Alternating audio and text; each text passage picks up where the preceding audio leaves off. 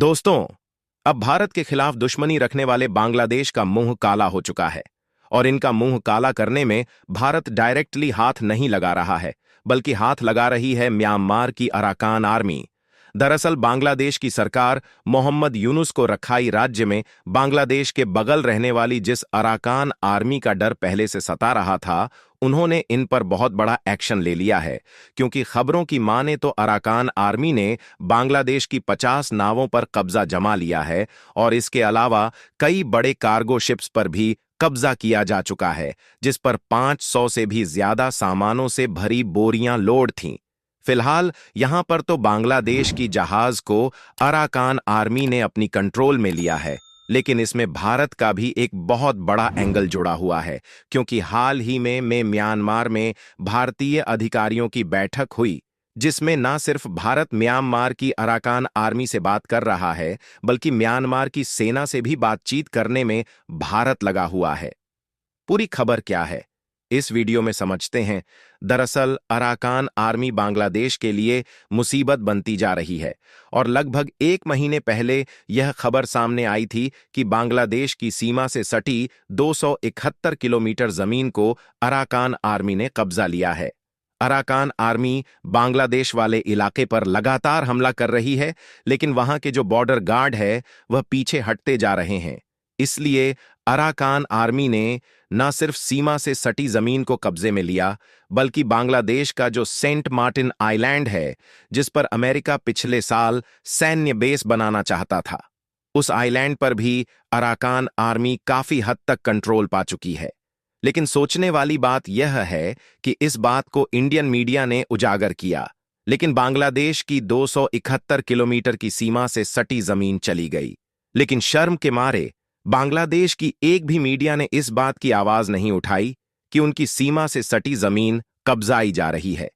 क्योंकि बांग्लादेश को डर था कि अगर यह ऐसा करेंगे तो दुनिया इनका मजाक उड़ाएगी कि यह खुद की जमीन को नहीं बचा पा रहे हैं, लेकिन भारत से पंगा ले रहे हैं। इसीलिए बांग्लादेश ने अपनी मीडिया को दबाकर रखा और उनकी एक भी मीडिया ने यह बात खुलकर नहीं बोला कि उनकी सीमा से सटी जमीन पर अराकान आर्मी ने कब्जा कर लिया है।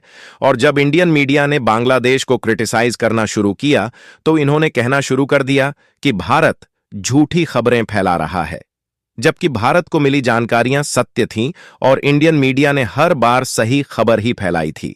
हालांकि उस बार तो बांग्लादेश ने अपनी मीडिया को चुप करा लिया, लेकिन बांग्लादेश इस बार अपनी मीडिया को चुप नहीं करा पाया, क्योंकि अराकान आर्मी बांग्लादेश के खिलाफ जाने की हद पार कर चुकी है। और हाल ही में बांग्लादेशी मीडिया ढाका ट्रिब्यून की तरफ से ही खबर निकलकर आ रही है और रिपोर्ट में यह बताया जा रहा है कि अराकान आर्मी ने बांग्लादेश जा रहे 3 बड़े मालवाहक जहाज पर रास्ते में कब्जा जमा लिया है और उनसे जबरदस्ती कुछ सामानों को अराकान आर्मी अपने लिए मांग रही है। दोस्तों, म्यांमार के साउथ वाले एरिया में समुद्र के बगल पर यांगून बंदरगाह है।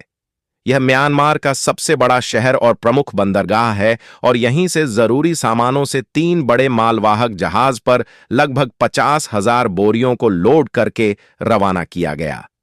म्यांमार के इस बंदरगाह से लोड हुए तीनों बड़े मालवाहक जहाज को समुद्र के इस रास्ते से बंगाल की खाड़ी से होते हुए रखाइन राज्य के बगल से बांग्लादेश पहुंचना था।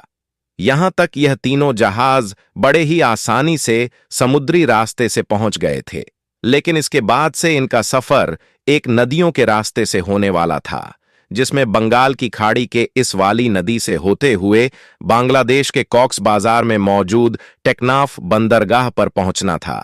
लेकिन उसके पहले ही नदी से गुजरने वाले तीनों कार्गो जहाज को अराकान आर्मी ने जब्त कर लिया। रिपोर्ट के मुताबिक इसमें 50,000 बोरी लदी हुई थी, जिसमें सूखी मछली, अचार, कॉफी, चाय, सुपारी और अन्य सामान भरा था।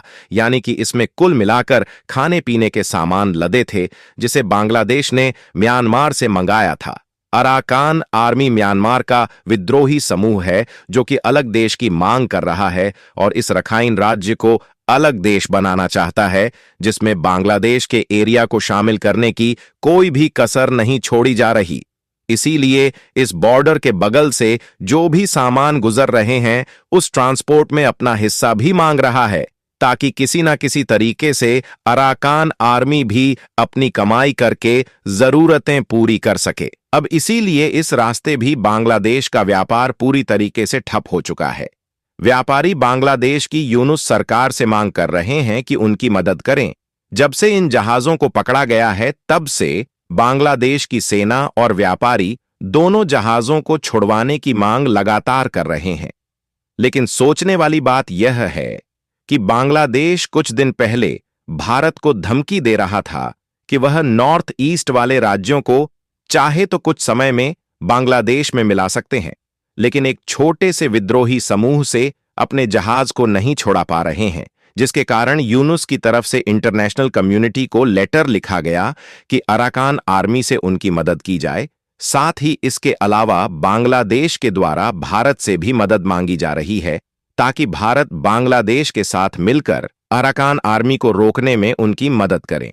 आपको बता दें कि इसके अलावा बांग्लादेश की 50 बोट्स को भी अराकान आर्मी ने अपनी गिरफ्त में लिया है, लेकिन उसकी खबर बांग्लादेशी मीडिया में नहीं चलाई गई। इसी तरह ना जाने कितनी खबरें हैं जिसे बांग्लादेश छिपा देता है।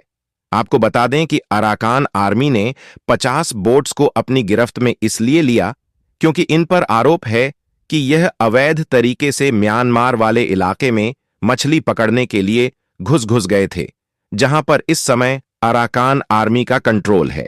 वैसे तो 3 बड़े जहाज को अराकान आर्मी द्वारा गिरफ्त में लेने की खबर को बांग्लादेश नहीं फैलाना चाहता था, लेकिन उनके द्वारा कई बार कोशिश की गई।